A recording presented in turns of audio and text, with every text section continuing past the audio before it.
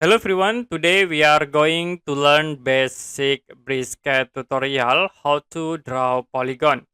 To draw polygon, you can type pol and press enter. Now you need to specify set number of sides. In here I will set into 5. Press enter again. For center point, I will click in here and you can change for specify to side. You can click S, press enter to be set into side. You want to set into vertex or corner, you can tap V, press enter to be moved into corner or vertex in a polygon. You can click to apply.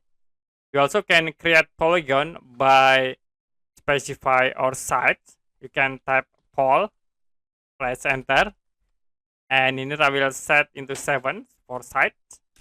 Now you can use the edge tools, type A, press enter again, and I will click in here. You can see we create polygon by specify of edge.